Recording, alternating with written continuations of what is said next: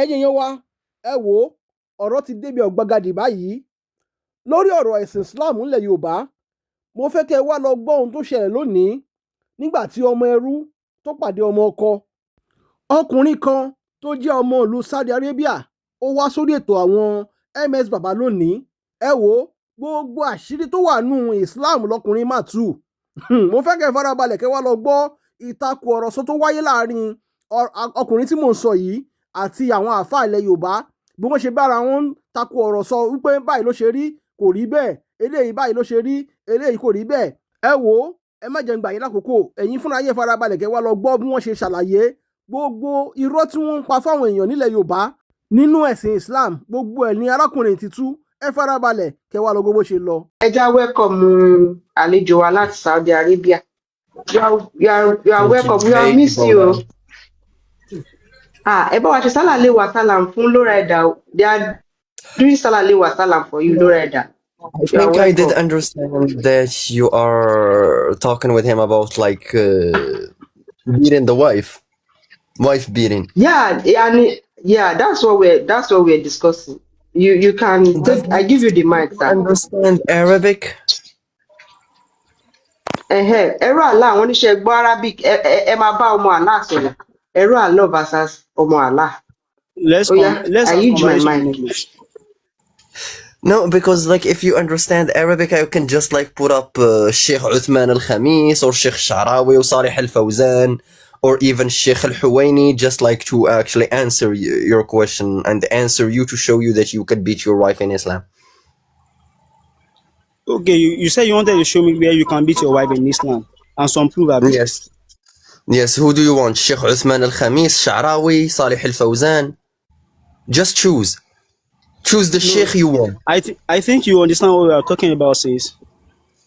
No, because like I don't speak Yoruba pretty much, but I did understand the conversation that you were lying about, like. No. This is not about lying. It's about being clarifying ourselves.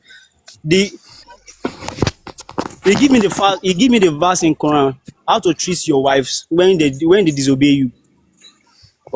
Can you please give me a proper definition of disobedience? So I explained to her, and he gave me a proof from hadith that Prophet Muhammad beats his wife. I said there are some da'if hadiths that I don't believe in them. Sometimes we're not talking about because it's narration from mouth to mouth.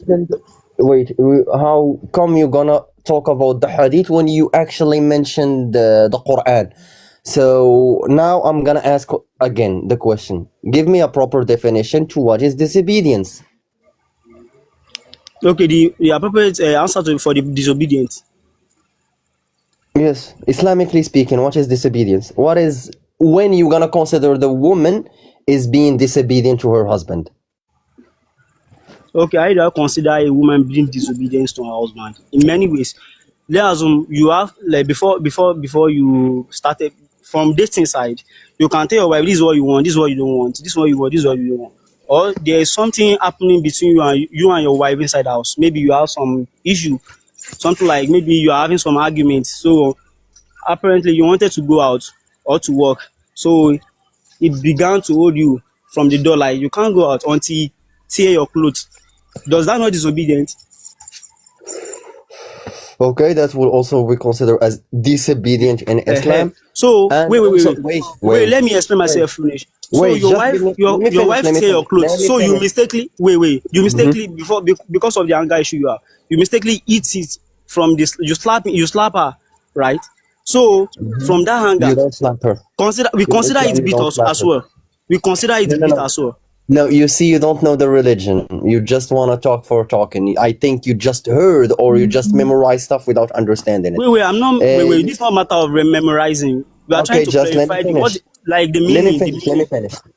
Let me finish. So pretty much you don't slap her because it is forbidden to hit the face in Islam in general. Even like with a man, you cannot punch him in the face. It is forbidden. Yeah, you can actually separate the head from the body, but don't punch the face. And for a woman, for your wife, it is forbidden to hit her face, break a bone, and scar her, like leave a permanent scar on her. Okay, so don't tell me that you can hate her face. As I gave you the argument of actually, if she wants to go out without your permission, is that considered to be disobedience in Islam? Yes, it is considered to be disobedience in Islam. But again, I'm gonna ask you a question. What if your wife was too busy to sleep with you, or just tired, or not in the mood? She doesn't want to do it. She has work at 8 in the morning. And you asked her to come to bed and she said no. Is that considered to be disobedience as well? No. You must pet, as in according to say, you must pet your wife before you have any intimacy with her. So I don't consider it as a disobedience. No, I According don't to whom? consider it. You don't consider it as disobedience, but Islam consider it as disobedience. Can you Allah give me the Almighty proof? and your Prophet consider it as disobedience. Yeah, give me the proof now. Can you Okay, when you gonna open Surah An-Nisa, you gonna find what? وَاللَّائِ تَخَافُونَ نُشُوزَهُنَّ. Do you know what is nushuz? What is المرأة الناشز? Loretta, can you give me the verse so I can put it up? Yes, if I remember correctly, it's chapter 4, verse 24 or 34. Let me just recheck.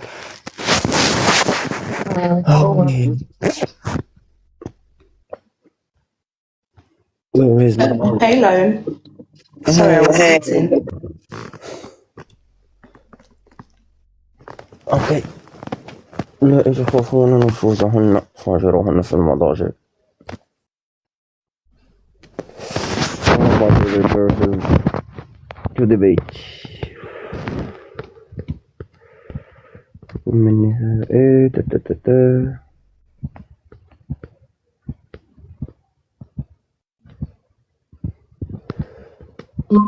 Gbogbo ilé ẹ bá wa power tap, ẹ bá wa share program. Ọmọ Allah versus ẹrú Shigidi Allah. Big Jones. Big Jones. Yes, it's 34. It's such a nice surprise, though. Very nice surprise. Thank you, Vola. So, Haji, can you read for me, please? this is where we are treating sins. Men are caretaker of women since Allah has made some of them as well, the other. And because of wealth they have spent, so the righteous women are obedient and they guide the properties and the honor of their husband in their absence, with the protection given by Allah. As for women whom you fear rebellion, convince them and leave them apart in bed and beat them. Then, if they obey you, do not seek a way against them. That's where we are treating. Allah. Okay.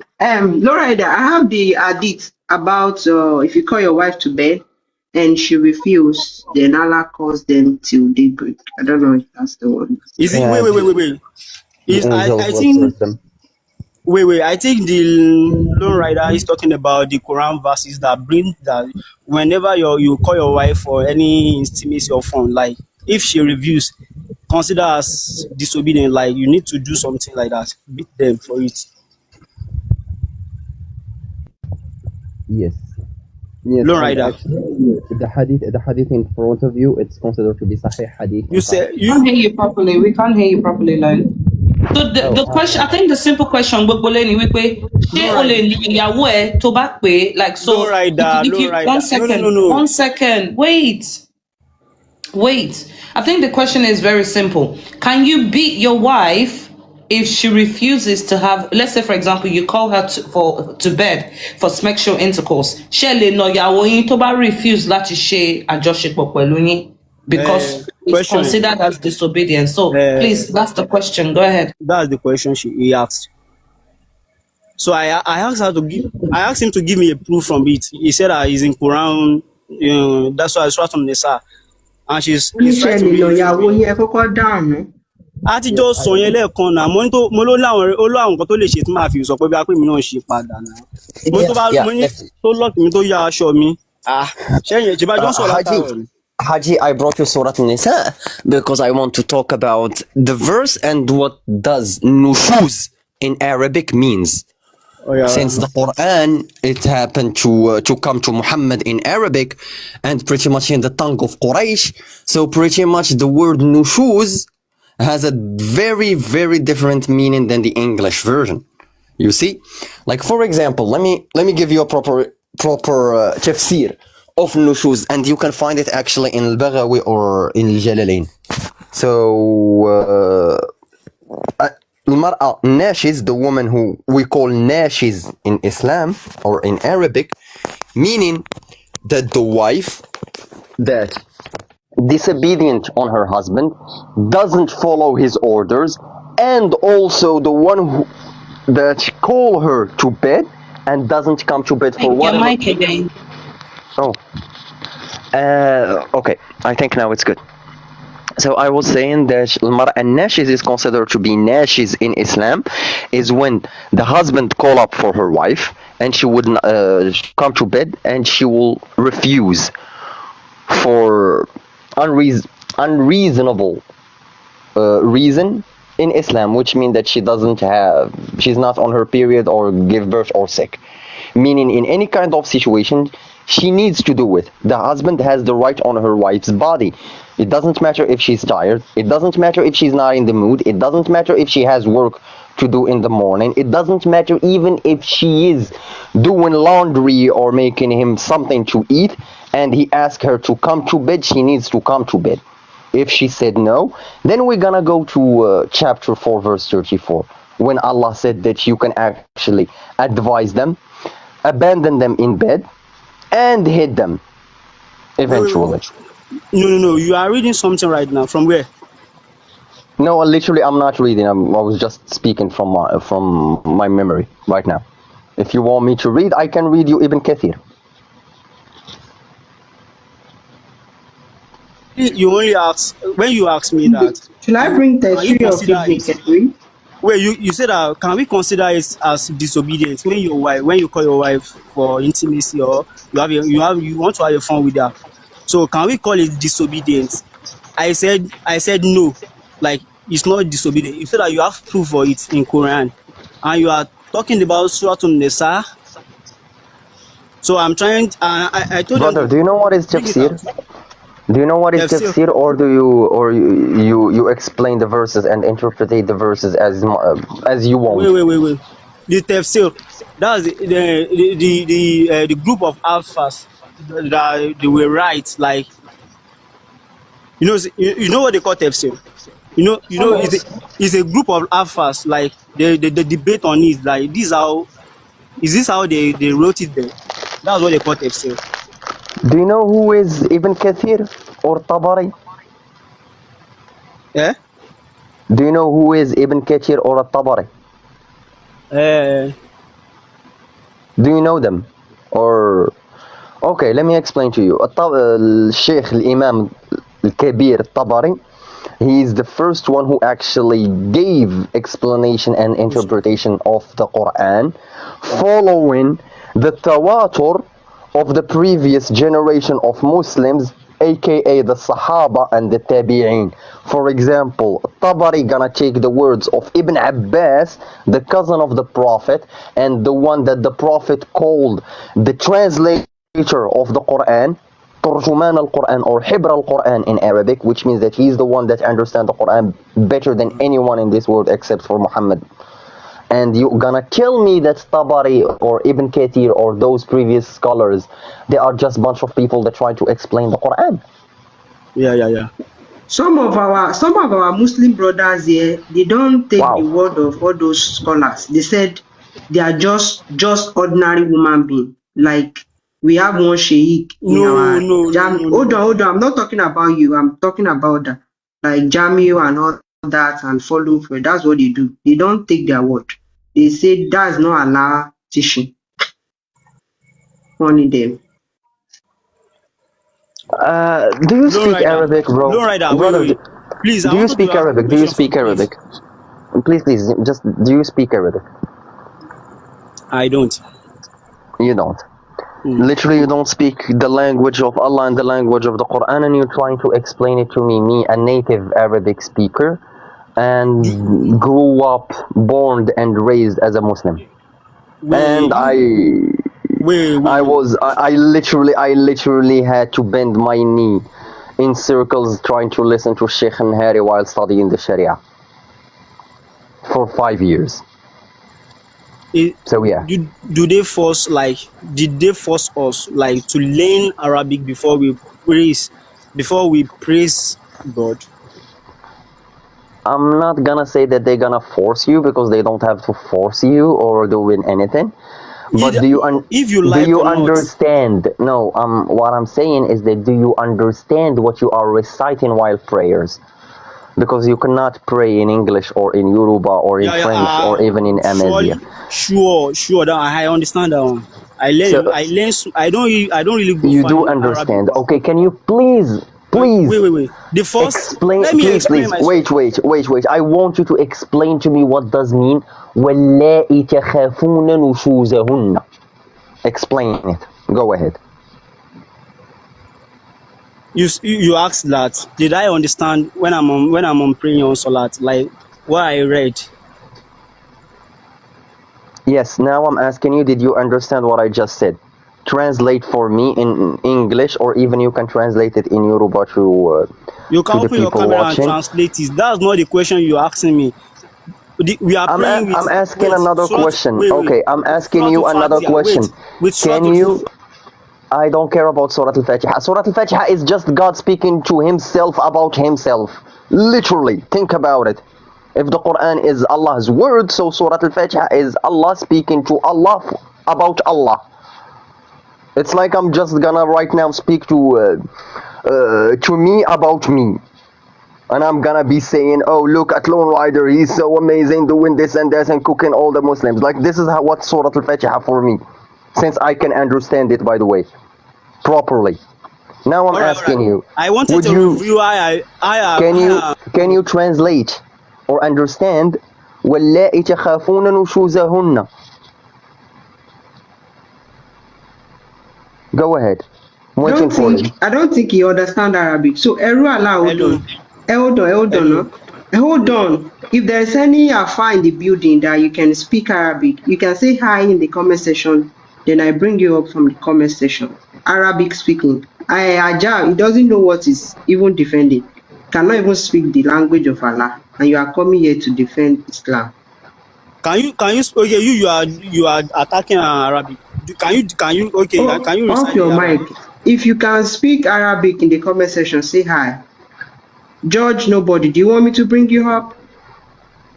Okay. Omoba.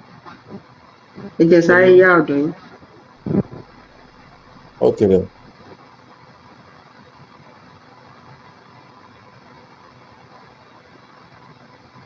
So it's like let's Eru Allah, you hold on, you don't know Arabic. So learn from big bros. So George Nome, you are welcome to the building. Mama, good morning everyone. Yeah, can you speak Arabic? No, I can't speak Arabic, but enjoy lo pa obo e dan. O dabo. You are waste time. You are not serious.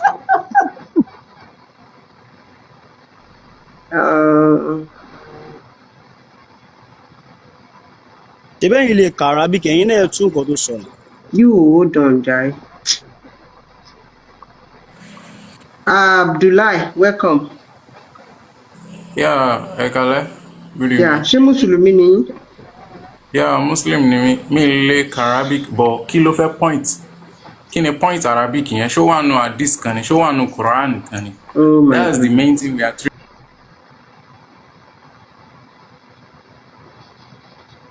Mo lè sọ Arabic, hi in the comment section.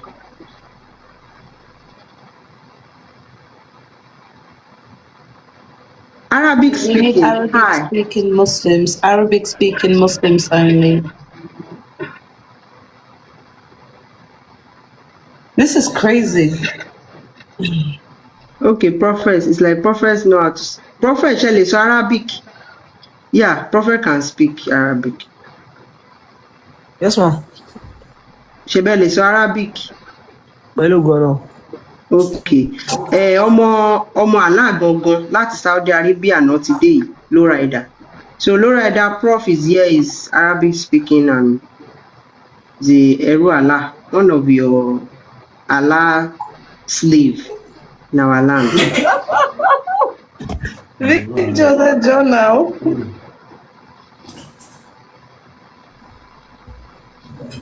Loretta, are you there? Yes, I'm here. Hi. Mm-hmm. So, hello, Prof. So, do you speak Arabic, Prof, right?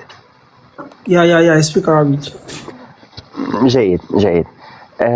ممكن تترجم للأخ حجي وتشرح له ما معنى واللائي تخافون نشوزهن؟ نعم، أعد ما قلت الآن. هل ممكن أن تشرح معنى واللائي تخافون نشوزهن؟ أنت تسأل مني هل يمكن لي أن أشرح معنى والله تخافون أو ما قلت؟ واللائي تخافون نشوزهن. أوكي يعني أشرح لهم باللغة المعلومية.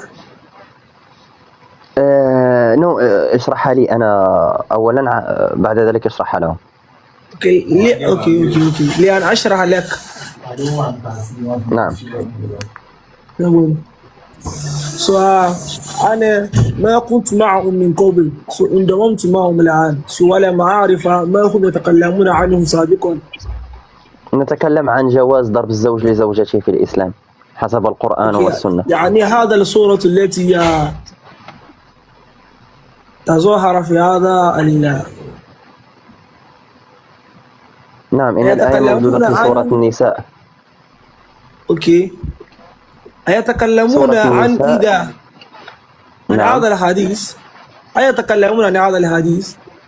نتكلم عن الآية التي توجد في سورة النساء، الآية 34 التي تقول الرجال قوامون على النساء بما فضل بعضكم عن بعض إلى آخر الآية، وتنتهي واللائي تخافون نشوزهن فعظوهن واهجروهن في المضاجع واضربوهن. لأن أشرح لهم تلك الآية، هل ممكن أن تشرح ما معنى كلمة النشوز واللائي تخافون نشوزهن؟ نعم. تفضل اشرح. تخافون نشوزهن حسب ما جاء في القرآن. So inti wọ́n sọ bẹ́ẹ̀ ni pé wọ́n ní wọ́n sọ̀rọ̀ pa àyà kan nínú Suratu Nisa.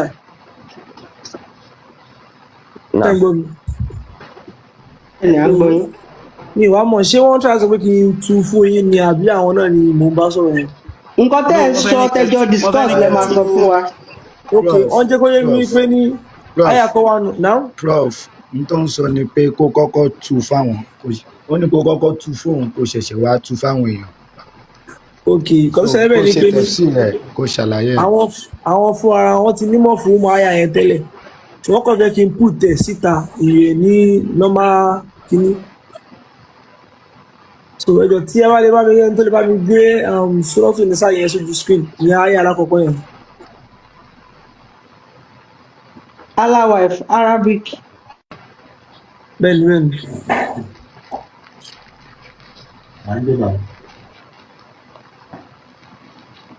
نعم، أنتقل إلى شرحها الآن.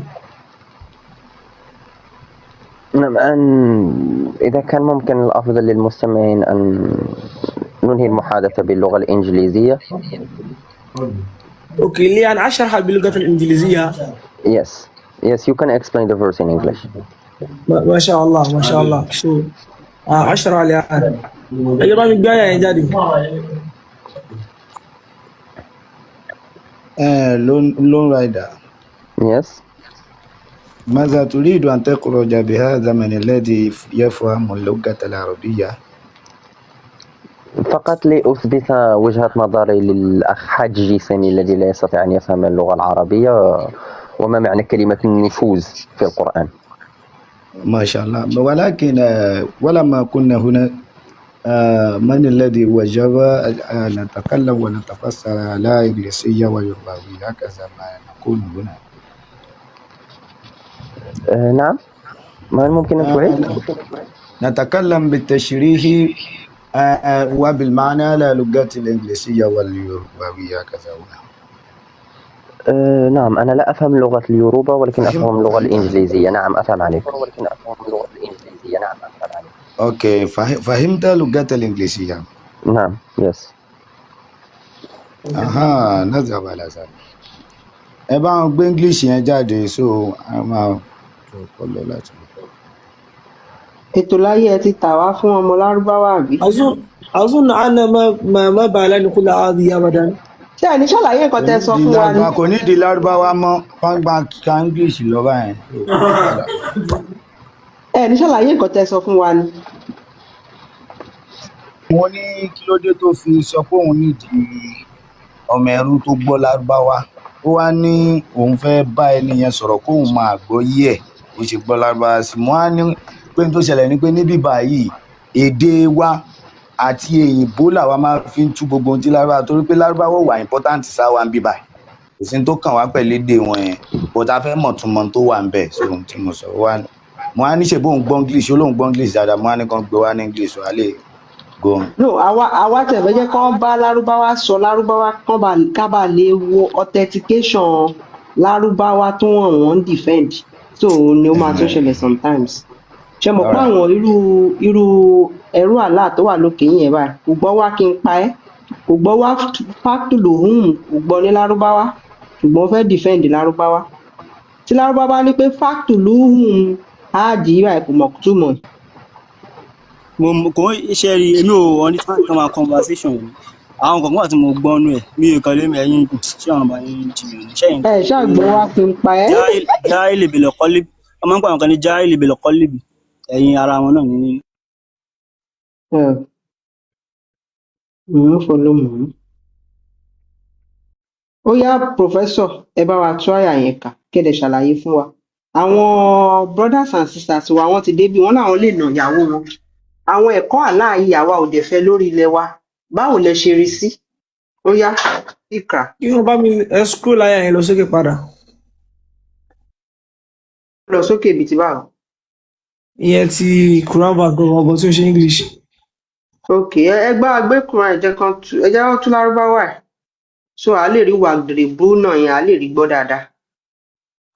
so ó ní ar-rijal qawwamuna 'ala an-nisa àwọn ọkùnrin ni wọ́n ní agbára lórí àwọn obìnrin kàpútẹ̀rẹ̀ bima faddala Allahu ba'dahum 'ala ba'din pẹ̀lú nǹkan tí Ọlọ́run bá mi àlékè ọlá fi gbé apá kan wọn ló fi gbé ọlá fún sọ fún yín o Allah bima faddala Allahu ba'dahum 'ala ba'din tí Allah fi gbé ọlá fún apá kan lórí àwọn apá kan wa bima anfaqu min amwalihim àti nǹkan tí wọ́n ná nínú àwọn owó wọn fasolihatu qanitatun hafizat wà ní ẹ̀rí ẹni tó bá jẹ́ olùṣe dáadáa tó dẹ̀ ní ayọ̀ ọkàn tó dẹ̀ jẹ́ ẹni tí ó mójútó àwọn kọ̀tẹ́ kó mójútó lil-ghaybi bima hafizallah tí ó dẹ̀ ṣọ́ àwọn kan tí Ọlọ́run bá ní kí wọ́n ṣọ́ so wá ní wallati àtàṣe wípé takhafuna nushuzahum fa'izuhunna so wá ní ẹ̀rá àwọn tí wọ́n bá ń bẹ̀rù nushuzahum mo fẹ́ rántí máa nà yẹ̀bọ̀ ó sápa mi lórí náà ṣá so wá ní fa'izuhunna wahjuruhunna aláṣà sọ bẹ̀rẹ̀ pé kí ìyàn bá wọn yóò dì ìyẹn àwọn tí wọ́n bá ń bẹ́ ẹni tó bá fi oorun dun ọkọ rẹ̀ so wahjuruhunna ó ní kí ọkùnrin bá yóò dì fil madaji' ní orí bed wadribuhunna tó bá yẹ kí bó ṣe ń bá yóò dì lórí ibùsùn yẹn pé kò fẹ́ tọ̀nà náà wadribuhunna kí ó wá ra kókó náà ṣá so gbàtà afáfẹ́ tu wọ́n ní ọ́n kó gba bó ṣe pábàrà mẹ́ta so bọ̀ wadribuhunna pé kẹ́ẹ̀nà wọ́n faiza ata'anakum fala tabtagu alayhinna sabila kana aliyan kabira bíbẹ́ náà gangan ni ẹ fẹ́ lù mẹ́ so ṣáà tẹ́ bá ti bá yóò dì lórí bẹ́ẹ̀dì tí ó wá tó wá tọ́nà ọ̀pọ̀ wadribuhunna ẹ̀bù wọn lẹ́gbàá ẹ̀bùn wọn lẹ́gbàá mo láìkì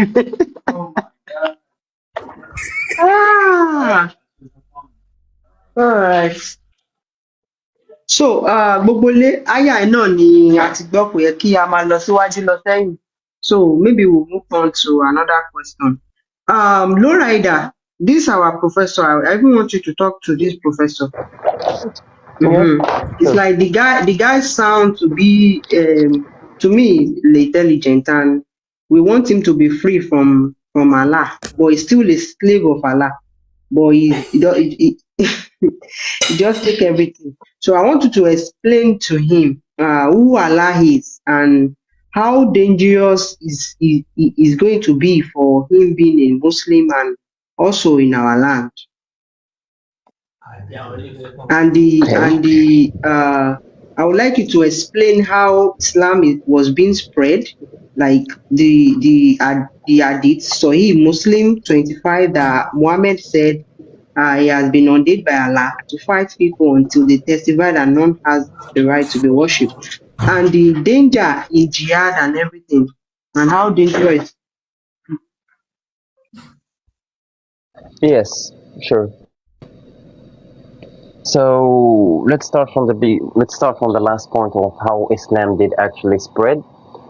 From the Islamic history, we know that for the first 13 years of preaching, like Muhammad was so peaceful, and he was always speaking about the fact that, yeah, love thy neighbor and don't hit them and just like pray for them so they will pretty much join Islam. But the moment he gained power in Al-Medina after the immigration to Al-Medina, the moment he gained power, what did he do? He started waging war. Not even war, like battles and raids against like the tribes over there. Like he started with some tribes in Medina. For example, we know what he did to Bani Qurayza, Bani al-Qaynuqa', and he went to Khaybar. Also his battles with the Kuffar of Quraysh, like the Battle of Badr and the Battle of Uhud.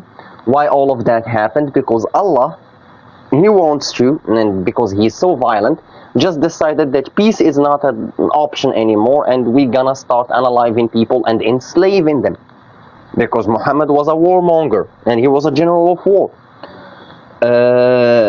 You can find that in actually the chapter 9, verse 5, Surah Tawbah, verse 5, that says that when the sacred month are over, unalive the polytheists, whatever you're gonna find them, take them, siege them, and to the end of the verse. Also in Surah Tawbah, you're gonna find that you have to fight the Christians and the Jews until they're gonna pay the jizya willingly. So yeah, this is how Islam was spread. Even if you're gonna go be after the death of Muhammad and what happened in North Africa and how actually Islam reached all of Africa and what the Muslims of the Arabic Peninsula did to my ancestors and did to the Amazigh here in North Africa. Simply, it's through war, through the sword, not with flowers, not with chocolate, not with love, not with peace.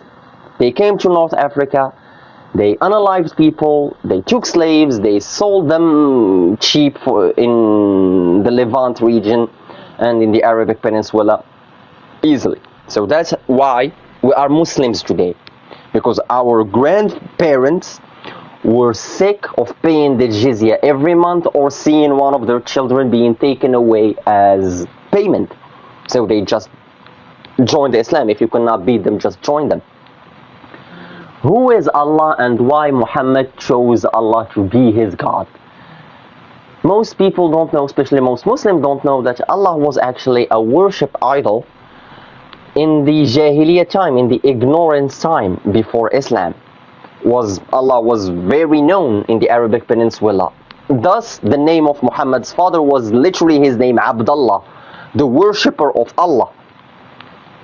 And why he chose him? Because he found that it was the easiest idol to choose, and most the kuffar were believing in him, worshipping him, just they were worshipping other idols, like the daughters of Allah, Manat, Lat, or Uzza.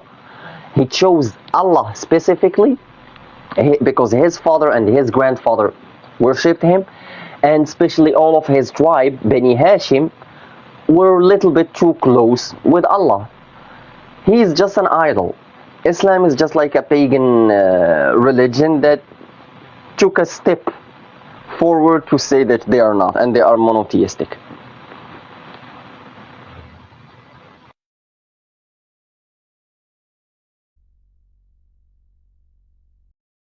So Prof, ṣe ti gbọ́ nǹkan tí ọmọ Allah sọ, kí ni ẹ fẹ́ sọ sí nǹkan tó sọ sílẹ̀? Did you have any contrary opinion to that? No, not at all. Ó gbọ́ wọn dáadáa ṣá.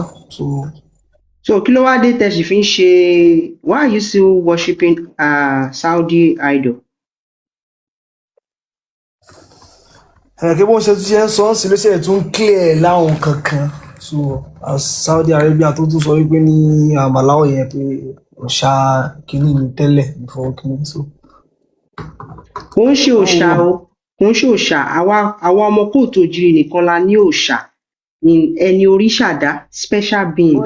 Bọ̀ nǹkan táwọn tẹ́ bá lọ wo definition idol, ẹ rí bíi pé nǹkan tí wọ́n mọ, àwọn nǹkan táwọn mọ, things that they carve themselves.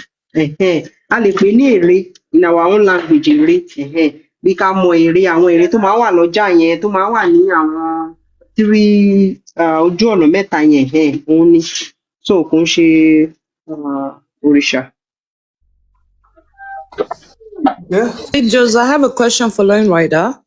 Lone, out of all the 83 wars Muhammad fought, how many of them would you say were defensive and how many would you say were offensive? 2 were defensive. 2 were defensive? Only 2 were defensive, believe it or not. Which one and which one? Wow. Pretty much there are some scholars that they consider 3 were defensive. The first one, which is the Battle of Badr, and the Battle of Uhud, and the Battle of Al-Khandaq or Al-Ahzab. These are the 3 ones that they consider to be defensive. The others are all offensive. But there are some scholars that they consider only 2 being defensive, which is Ghazwat Uhud, the Battle of Uhud, and the Battle of the Trenches, the Battle of Al-Ahzab. The others, Muhammad actually waged war, because in the first battle, the Battle of Badr, we all know that the merchandise of Quraysh were actually being taken to the Levant by Abu Sufyan, and just Muhammad decided to raid them. So the kuffar of Quraysh, they decided to protect their own money, and they went to the region of Badr in Saudi Arabia. So they fought against the Muslims. That was the first battle. Some, as I said, they will consider it to be defensive because they say that the kuffar moved first. And we have the Battle of Uhud, which is the second battle in Islam, and the one where the Muslims actually lost so bad. Literally, they lost so bad, and you have to read the full story of that, because Muhammad almost lost his life twice in that battle. He literally lost a tooth, and he got hit in his head, and also, you know, that chain that they put over their face so they would not be sliced,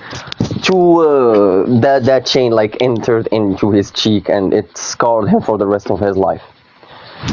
So that was actually defensive, because like the kuffar of Quraysh decided to take revenge, and they waged war against Muhammad and against Yathrib. And the third one is the Battle of the Trenches, the one that happened just before the massacre of Bani Qurayza, literally. So Quraysh and other Arabic tribes, they were sick of Muhammad and his bandits, so they decided to siege Yathrib. But Muhammad, since he had a Persian friend, which is Salman al-Farisi, Salman the Persian, he told him that, okay, there is a defensive mechanism that we used to do in Persia, which is that we're gonna build some trenches and the enemy could not cross, and if they cross, they're gonna find the sword and our arrows. These are the true ones that consider to be defensive. All the others are offensive. Ghazwat Tabuk, offensive. Bani Qurayda, Bani Nadir, Bani al-Qaynuqa, Khaybar, Hunayn, every single battle was offensive. Thank you for clarifying that, because a lot of Muslims. Okay, go ahead. I have a question from Lone Rider, please. Can you talk about Abrahamic religion, please? Abrahamic religion, the 3 of them. From Be specific. What do you want to know? No. He's talking about the Abdullah. Like they have been worshiping Allah Like the name of the father of prophet, which is Abdullah. Oh, I think he wants you to Yeah, go his on to name. the practice, Wait. the... I want to ask a question on that. Like, they have been worshiping Allah before the prophet, like, which is Abdullah. Yes, That's me. The father is bearing Abdullah. Like, they have been worshiping before the prophet. yes, that's what I was saying. The Arabs were worshipping Allah. They consider him to be one of the gods. Eventually, they consider him to be the main god. I'm gonna explain it easily, like using the Greek mythology. Like the Greeks, they had Zeus, which is he is the god of gods, and he is the big guy, and we know what he did. And also they have other gods, like for example Hera, Poseidon, and so on. So in the Arabic Peninsula, they had Allah. He was the main god. Then they had Manat, Lat, and Al-Uzza, three other goddesses that they consider to be the daughters of Allah.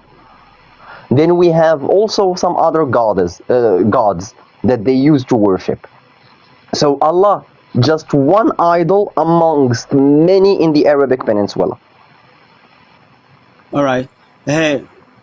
Let's talk about this other part of religion, which from the Abrahamic religion, according to the story.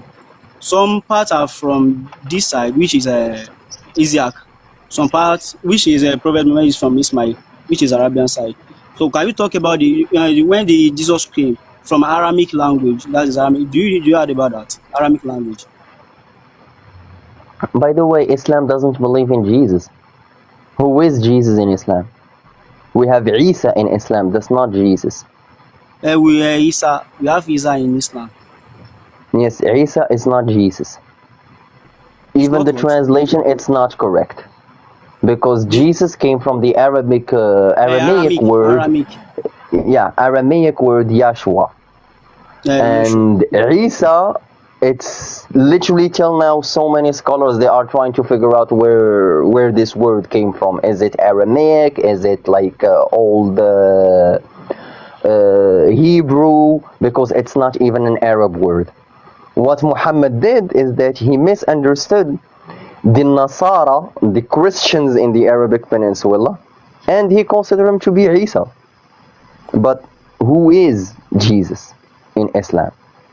Doesn't exist. We have Isa then. This is the question I wanted to ask about the Aramaic language, because I found out the Aramaic language, the God, what they mean there is Allah. When I put it on the translation, so does that mean Isa is also the worshipping of Allah?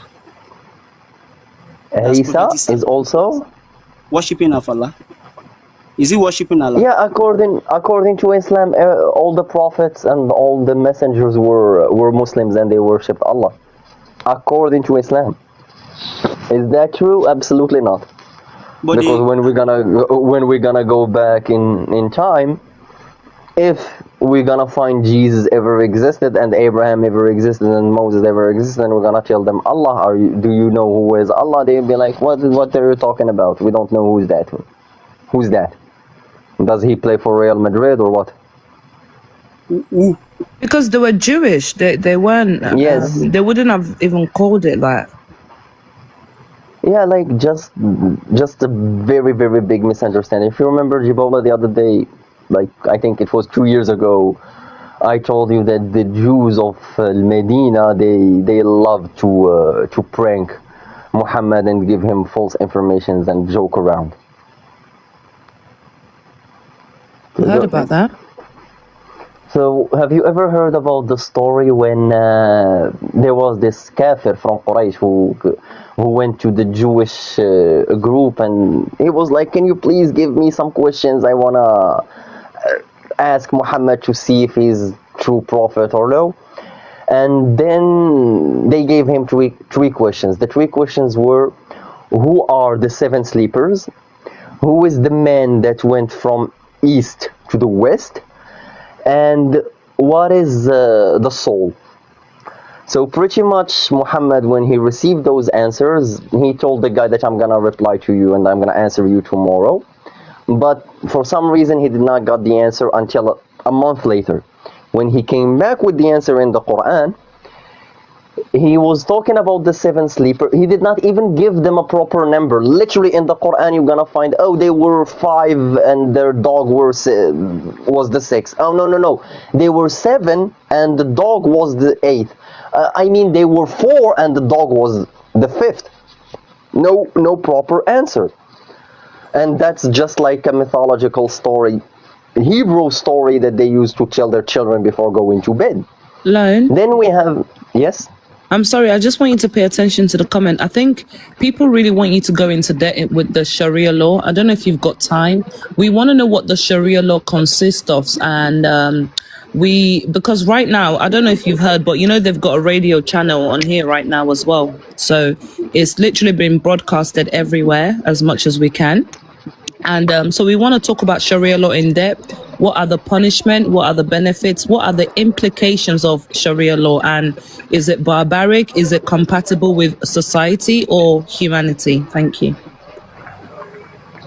Okay, the Sharia is the law of Allah that He pretty much written by Himself. They had some rules and some obligations that we need to follow. Is it morally correct? Absolutely not. Does it go in our society in 2026? I would not even say that goes back in 300 BC. Pretty much it is super barbaric, because simply Muhammad did not understand what is proper moral, and Allah was not that good in predicting the future to tell us that slavery it's not correct, child marriage is not correct, and so on. So the Sharia, as I said, consists of a lot of laws and a lot of loopholes that you can actually spin around if you know what to do. So, for example, we have what we call the apostasy law. The apostasy law in Islam, it is very strict. According to the hadith of the Prophet, when he said, whoever changed their religion, unalive them. And also the other hadith that the blood of a Muslim is not halal except for in this three situation, which is unalive another Muslim, the one who committed zina while being married, like adultery, and the one who left their religion and left their group. So these situations, it is allowed to unalive a person. And here we are not even talking about like gathering a committee or calling a judge or whatever. No, the hadith is very easy. The Prophet says, whoever changed their religion, unalive them. And we have a lot of stories from the Sirah and the Sunnah where some Sahabas actually took charge and became a vigilante and did what they have to do without even asking permission from the Prophet or anything. And the Prophet heard the news, he accepted that and he did not even react. He was like, okay, their blood is halal. So in my situation, me as an apostate, because I was born and raised in this religion before leaving it, I am considered to be an apostate and I have to be unalived. That's why I keep my life a lot secret. Or we can also go to the main pretty much the main issue about Islam, which is the offensive jihad, or what we call jihad al-talab in Arabic. This is a very, very big pillar in the Sharia law because of the jihad, we can actually apply the Sharia all over the earth. There is a rule in Islam that says that there are two types of lands on this earth: the land of war and the land of Islam. Saudi Arabia, it's a land of Islam. Qatar, a land of Islam. Morocco, a land of Islam. Spain, it's a land of war because they're not. It's not about being a Muslim, but the Sharia law and Islam must rule over that land. So when we have a secular law over any kind of country, that's considered to be a land of war. And this is one of the main biggest issues that we have in Islam. And also we have to talk about like the doctrine of loyalty and enmity about this. Okay, somebody asked about the 72 versions. Unfortunately, you have no 72 versions, you ladies. I'm so sorry for you. But yeah, just like pretty much Jannah and the paradise in Islam, it is an Epstein island for Muslims and for men. Yes, you PDD have like paradise. yeah, it's a PDD paradise. And you, Jibola, like seriously, you are so unlucky because you don't speak Arabic. You must see the shuyukh and the da'iyah speaking about Epstein. And look at the West, the secular law, the atheist kuffar, what they do to the children and what they do to the human beings and the women. And look at Islam, like they gave a lot of privilege to women and they protect the children. I'd be like, bruh, really? Your prophet married a 9-year-old? Wait, How that protects Lorida, please. I have a question, please. Aj, You mean Yes. hello, Aj, wait. Don't write that, please. Do you think that there Baba, is someone talking? ẹ jẹ́ kí Àjì béèrè béèrè. All right. Oh yeah, Billy. okay? According to me now, like we don't have a like guideline in this life. Like we have a guideline. This is how we're gonna be. This is how we're gonna be. Like if we do this, there is anything like punishment for we. Like everybody can do anyhow we like in this life. I'm There's sorry not if like you think I'm gonna be 100% honest with you. If you think that like that, you have a very, very deficient moral compass, and you need to check yourself. Because if you need a God to tell you what to do and what not to do, what is wrong and what is right, you don't have good morality. And also from there, we can speak about slavery. We can speak about unaliving innocent people. Do you think that moral or immoral?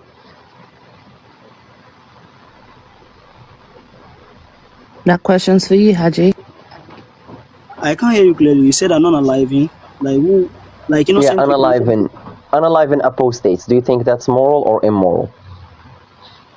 Like we should be non-aliving innocent people. You mean? Somebody that leaves the religion. Your prophet said anyone that leaves the religion should be unalive. Is asking, according to you, is that moral or immoral? I haven't find out the Hold on, I don't from think where. you understand English very No, well. Ẹ jẹ́ kí I understand. ẹ jẹ́ Wait, ṣàlàyé fún yín, ẹ máa gbọ́. Èmi gan ò mo gbọ́ understand. òyìnbó. Ẹ̀yin ẹ̀ ń béèrè lọ́wọ́ wọn wípé Wọ́n ẹ ní hold pé on, ìgbà tán ní ẹ tó bá ti hold on, kúrò ẹ hold nínú on, ẹ hold ẹ̀sìn on. pé ṣé wọ́n lè pa nǹkan tó ń sọ Ẹ náà hold nìyẹn. on, ẹ hold on. Ẹ ń béèrè lọ́wọ́ wọn wípé since tí àwọn ò lẹ́sìn pé òfin wo ni ẹ wá fẹ́ máa tẹ̀lé. Wọ́n wá béèrè lọ́wọ́ yín pé òkè o, since tẹ fẹ́ máa tẹ̀lé òfin Allah, ṣé ẹ̀yin rí wípé ó dáa torí pé èèyàn fi Islam ńlẹ̀ kó sọ ẹ̀mí ẹ̀ dànù? The same thing náà làjọ sọ. Mo ní pé mi ò tí ì bá a pàdé níbi tí wọ́n sọ pé bí a pé kí wọ́n pa ẹni tó bá já sí wípé kò sí nínú ẹ̀sìn. But he hasn't seen it before. Should we show him, Big Jokes? Yes. He has not seen the hadith before. This is literally under your Sharia law. Sharia tí gbogbo yín pariwo fún òun nìyẹn. Sharia 101. I feel like this thing is well known. There's a punishment for leaving Islam.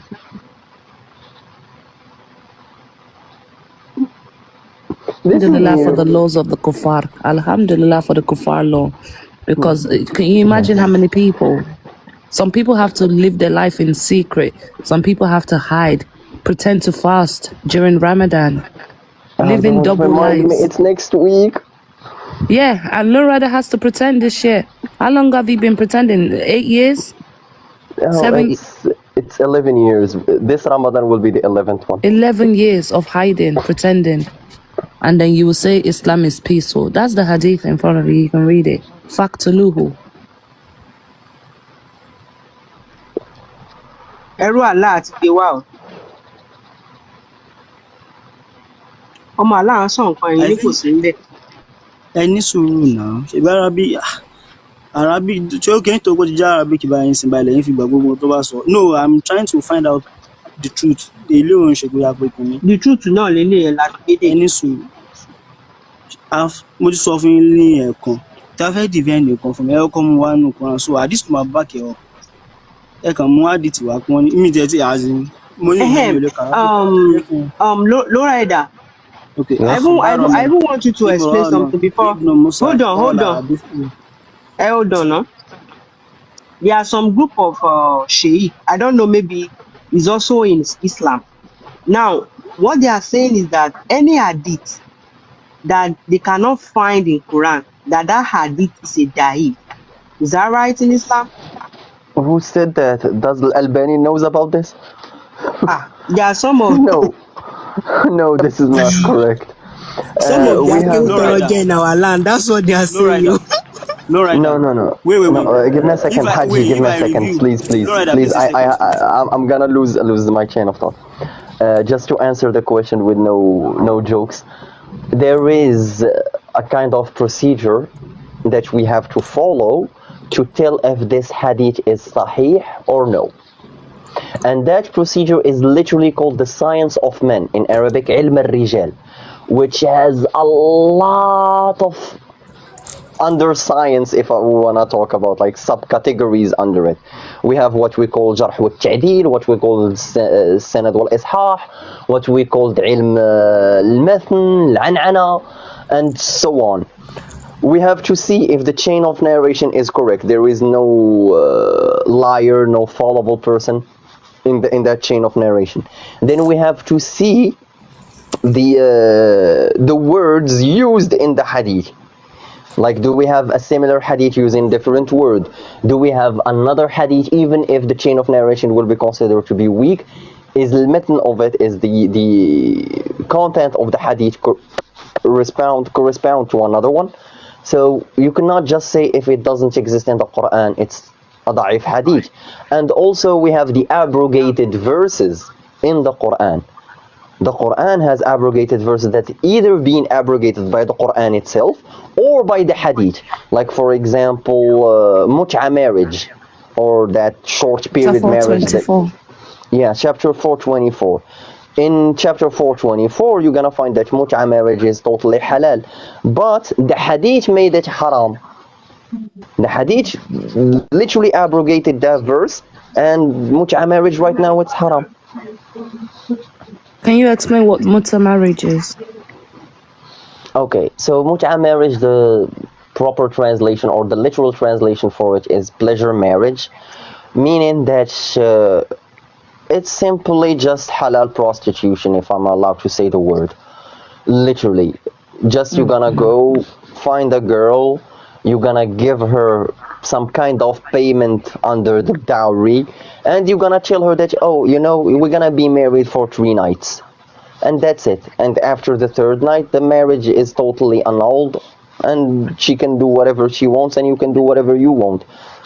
They used to do this a lot, while Muhammad actually gave the permission to his followers to do that while they were in war, especially when the siege gonna take too long and they cannot pretty much hold themselves, because, you know, they could not do it since it was the desert, and as they say,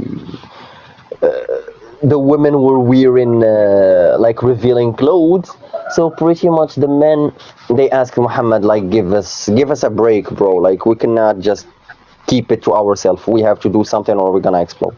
So he permitted them to have this kind of short period marriage.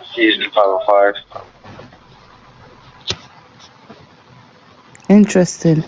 And you know, for Ali Fagba to call me Olosho, I told him that day that Olosho exists in Islam. If I want to do proper Olosho work, I'll just take my Shahada right now, because at least it's halal. I'm not sinning against anyone. I told you, everything is permitted in Islam. Every atrocities you can think of. You know, sometimes, Jibol, I think that when Allah made you, after he was done, he was like, what did I just do? She gonna ruin my career. His career is over. It's over, because that debate we did about 2 Fridays ago was crazy debate. It's over. People are opening their eyes. I didn't watch the debate, but I got news and they told me you were bringing fact after fact and receipt after receipt. I loved it. Like, literally, that news made me re-download TikTok again. It was such a good live. There was like 20k people on TikTok, people were watching on the radio. It was nuts. Somebody asked, Lone Rider is 9 years a child or an adult? Islamically speaking, adult. Realistically speaking, Why Ali Farba child. said it. It's in Islam is an adult. A 9-year-old is an adult in Islam. Yeah. Aisha said it in a hadith. Yes. There is no adolescence in Islam. Childhood, adult. And being a child is pretty much subjective to yourself.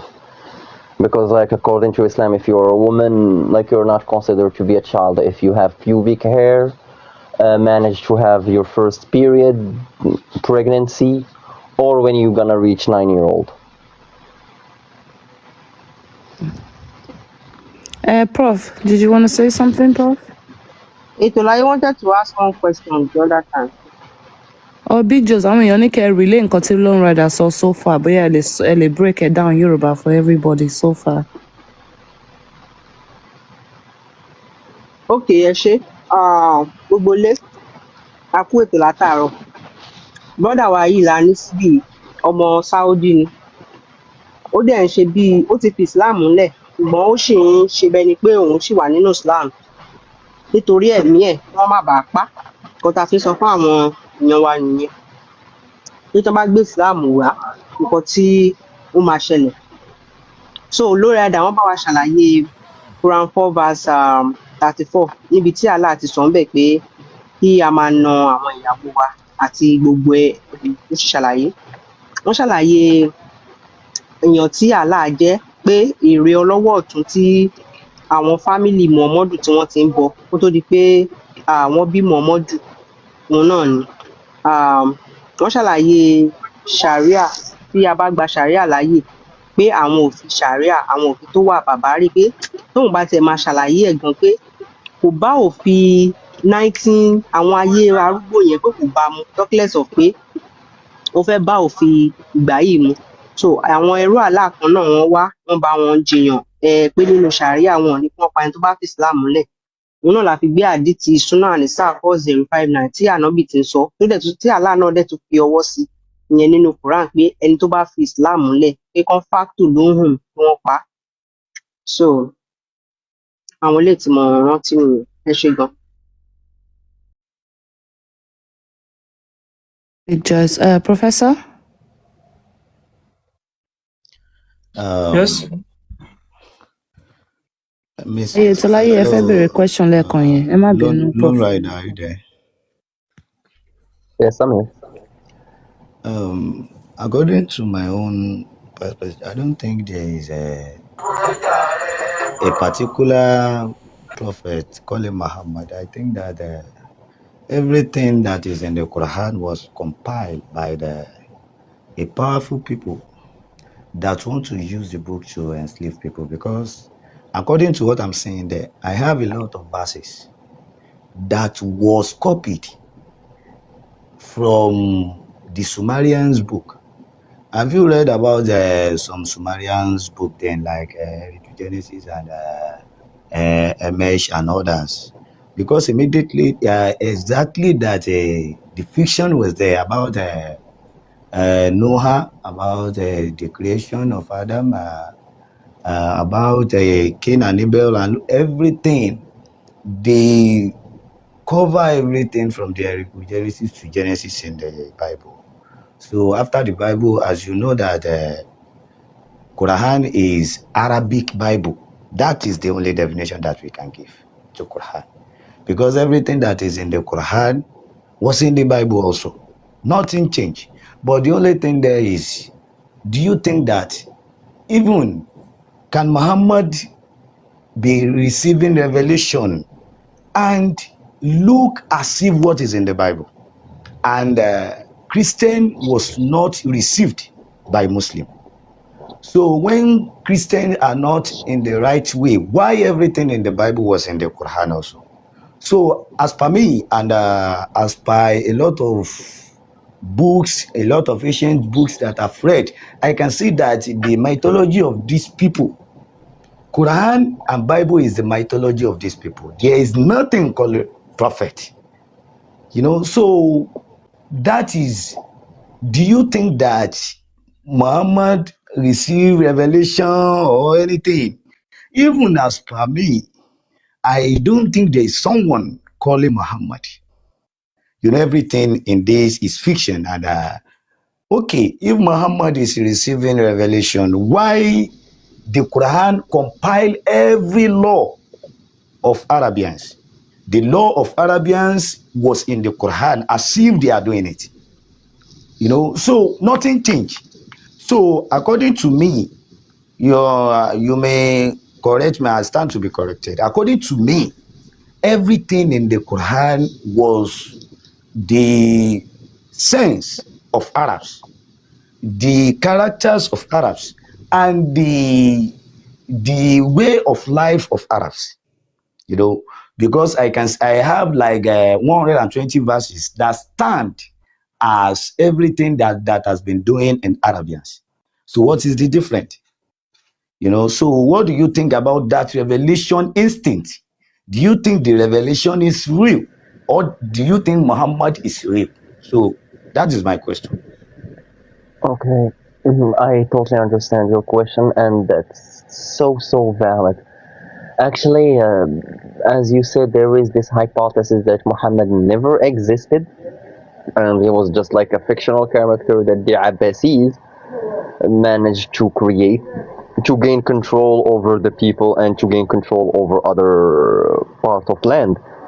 It's totally correct, especially when we're gonna see the contradictions in the Quran, when we're gonna start seeing the contradictions between the Sunnah and the Quran. Like, for example, the Quran tells you that Muhammad never had a miracle. The Sunnah and the Hadith gonna like literally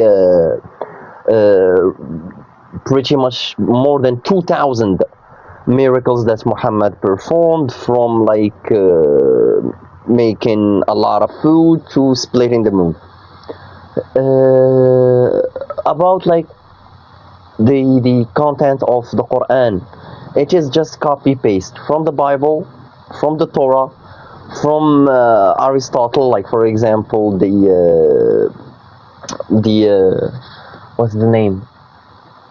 Embryology? The embryology. Thank you. Embryology is just a copy paste from Aristotle and some Greek philosophers. For example, the explanation in the Quran where milk come from, it's totally wrong and just a copy paste from some Aramaic books. If Muhammad ever existed, like they say, he was just like taken for a fool and just collecting informations, correct one, incorrect one, mythologies from everywhere, from the Arabic Christians back then, that literally they had their own sect. They believed in the Holy Trinity as the Virgin Mary, the Father and the Son, not even the Holy Spirit. That's why you're gonna find in the Quran that says that Isa and Maryam said that we had food and we die, or something like that, meaning that they are not gods. So you have totally the right to believe that way. For me personally, I don't wanna pretty much, and I don't advise people to actually look much into that, because the issue that we have today, it's not about where does Islam came from. Is that Islam still exists and still want to control other people's life. Like, I don't care if you are Muslim and you want to pray 5 times, do Ramadan and beat your wife. That's your life. But you don't have the right to tell me how to live my life or what to do in my free time. I think this is the main issue that we have to face right now. Also with a lot of immoralities that we're gonna find in the Sharia law. What was the other question? Muhammad got a revelation. Delusional revelation? Yeah, maybe. But revelation from a higher deity? Absolutely not. Because if there is a God, probably she's a woman, and pretty much she would not allow what Muhammad did about. Because literally they told us, and I've been taught since I was young, indoctrinated, that Muhammad came to complete our morals. And I'm sorry, when I start reading the Islamic history and some reasons of revelation of some verses, I can tell you that that was not a proper revelation from an absolute moral deity, like God. So yeah. Tell us about like some of the convenient revelation. If you can enlighten us on the story a bit of Zayd and is it Zainab? Where he went to Oh yeah. Zainab's house. If you can just tell us that story and how the revelation came down. Yeah, Muhammad used to do stepfather videos long before Pornhub. So pretty much Zayd is the adoptive son of Muhammad. They used to call him Zayd ibn Muhammad, Zayd the son of Muhammad. When he came of age to get married, he asked his father to marry. So Muhammad pretty much gonna marry his son to his cousin, because Zainab is the Prophet's cousin. And for your information, she did not want to marry Zayd at first, but Allah made a verse and obliged her to marry him. Literally, if I remember, I cannot remember the number of the verse, but the verse says like, whatever Allah and the Prophet commands you, you have to obey, something like that. Choice what to obey. Wow. Yeah, you have to obey. So she married Zayd. What happened is that Muhammad, because he was not satisfied with 9 wives and so many concubines, he saw her and he fell in love. That's what they say, but pretty much it was just lust, and he got his tent up. So one day he was going over to his son's house, and she was in the house, like being a good housewife back then. She was not dressing very modestly. So he saw her from the window, and he saw her skin, and he was fascinated by her. Another narration said that he literally entered the house and some wind uncovered her, and he said MashaAllah or something like that, and she heard him.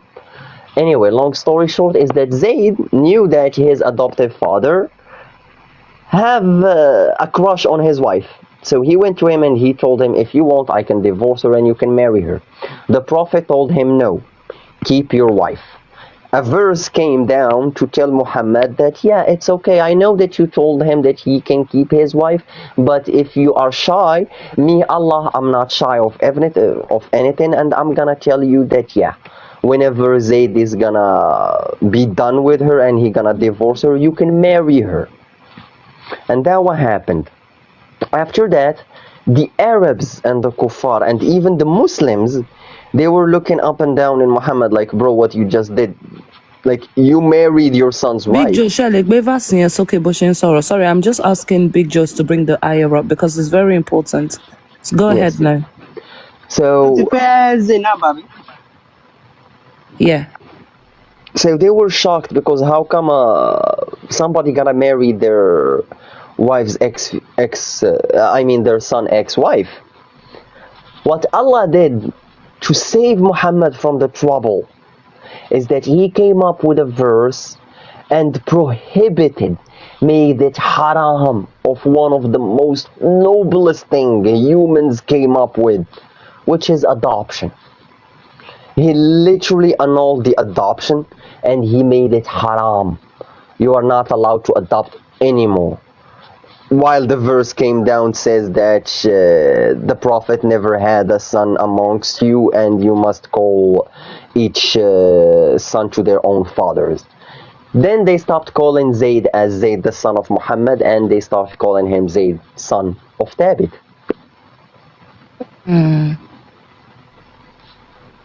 Alhamdulillah.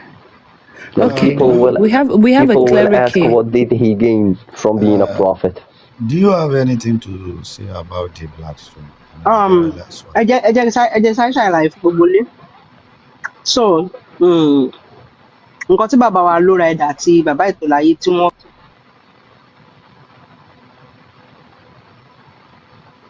ló ṣẹlẹ̀, mo fẹ́ ṣàlàyé fún gbogbo ilé nǹkan tí bàbá ìtòláyé àti bàbá lóra ẹ̀dà tí wọ́n sọ. So bàbá ìtòláyé béèrè lọ́wọ́ bàbá lóra ẹ̀dà wípé ṣé ànábì mọ̀ọ́mọ̀, ṣé bàbá ìtòláyé ní pé ní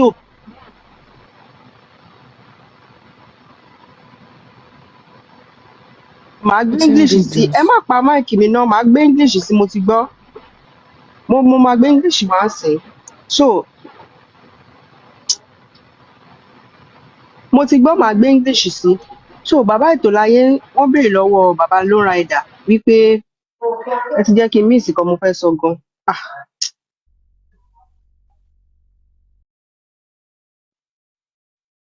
Ah, ẹ jọ̀ọ́ ẹ̀yin brothers and sisters wa. Oh, Olowo Eko, wọn ò tí ì ka àyà yẹn, a ṣẹ̀ máa kà ni, wọ́n kàn ń explain, wọ́n ń relay fún gbogbo ilé nǹkan tí Lone Rider sọ. She's just explaining in Yoruba. Tí ì ka àyà for now.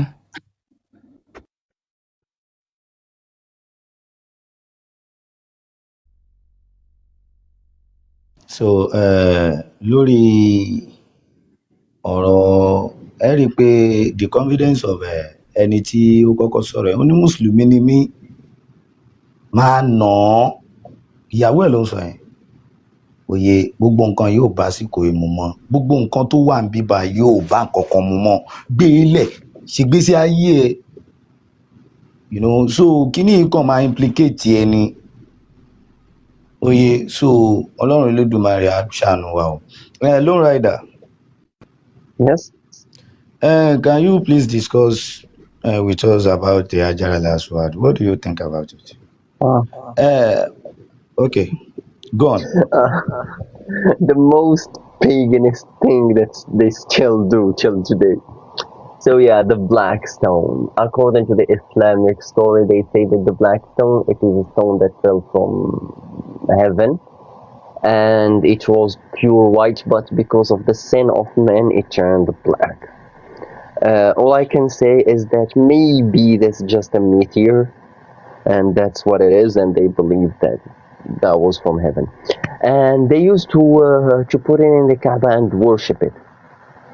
Literally, they used to come around, like there were some women who wants to give birth, they used to pretty much rub their private part against it, so they will get the blessing from the gods to give birth. If it was a lot of sexual thing that used to happen around the black stone. When Muhammad came, when he made it prohibited from the non-Muslims to visit the Kaaba when he gained power, he always kept doing this thing during even Hajj or Umrah, like he gonna go and kiss the black stone, or even during prayers he gonna go and kiss the black stone.